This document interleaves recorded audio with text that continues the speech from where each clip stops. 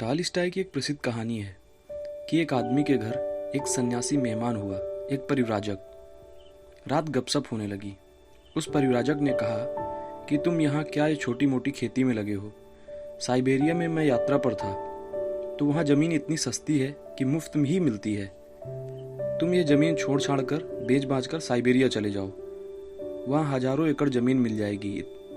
इतनी ज़मीन में वहाँ करो फसलें और बड़ी उपयोगी ज़मीन है, और लोग वहाँ के इतने सीधे साधे हैं कि करीब करीब मुफ्त ही ज़मीन दे देते हैं।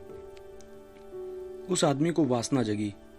उसने दूसरे दिन ही सब बेच बाच कर साइबेरिया की राह पकड़ी। जब पहुंचा तो उसे बात सच्ची मालूम पड़ी।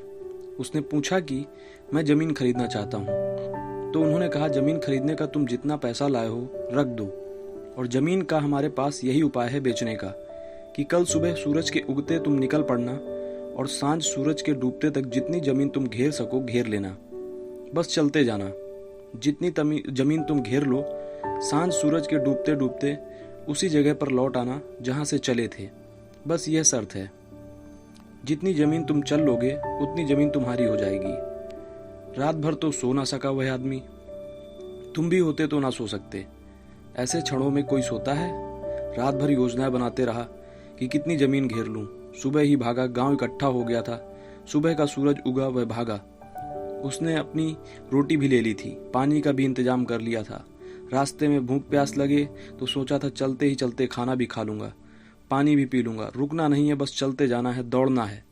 दौड़ना शुरू किया, क्योंकि चलने से तो आधी ज़मीन कर पाऊंगा, दौड़ने से दुगनी हो सकेगी। भागा भागा, सोचा था ठीक 12 बजे लौट पड़ूंगा ताकि सूरज डूबते डूबते पहुंच जाऊं।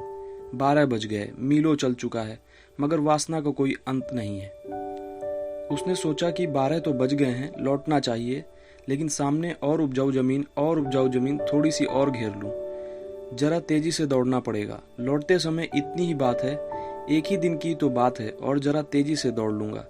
उसने पानी भी न पिया, क्योंकि रुकना पड़ेगा उतनी देर। एक दिन की ही तो बात है, फिर कल पी लेंगे, फिर जीवन भर पीते रहेंगे। उस दिन उसने खाना भी न खाया। रास्ते में उसने खाना भी फेंक दिया, पानी भी फेंक दिया, क्योंकि उनका वजन भी ढोना पड़ रहा था, इसलिए दौड़ ठीक से नहीं हो पा रही थी। उसने अपना कोट भी उतार दिया, अपनी टोपी उतार दी। जितना निर्भर हो सकता था हो गया। 1 बज गया, लेकिन लौटने का मन नहीं होता, क्योंकि आगे और सुंदर भूमि आती चली जाती है। मगर फिर लौटना ही पड़ा। 2 बजे तक लौटा। अब घबराया, सारी ताकत लगाई, लेकिन ताकत तो चुकने के करीब आ गई थी। सुबह से दौड़ रहा था, हाँफ रहा था, घबरा रहा था कि पहुंच जाऊंगा सूरज डूबते तक कि नहीं। सारी ताकत लगा दी, पागल होकर दौड़ा, सब दांव पर लगा दिया, और सूरज डूबने लगा।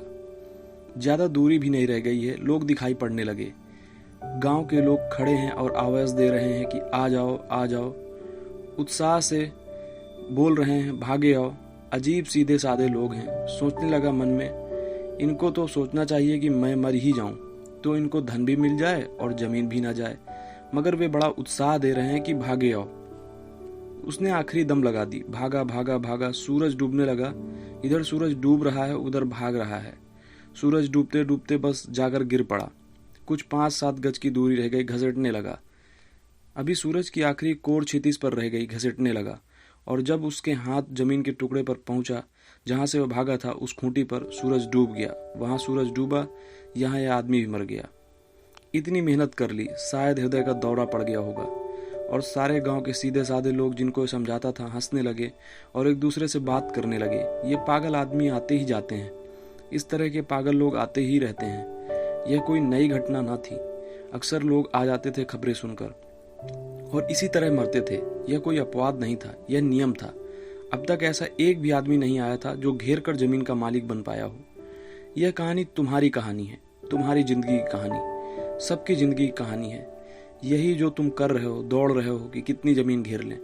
12 भी बज जाते हैं, दोपहर भी आ जाती है, लौटने का भी समय होने लगता है, मगर थोड़ा और दौड़ लें। ना भूख की फिक्र है, ना प्यास की फिक्र। जीने का समय कहाँ है? पहले जमीन घेर लें, पहले तिजोरी भर लें, पहले बैंक में रुपया इकट्ठा हो जाए, फिर जी लेंगे, फिर बाद में जी लेंगे। एक ही दिन का तो मामला है और कोई नहीं जी पाता।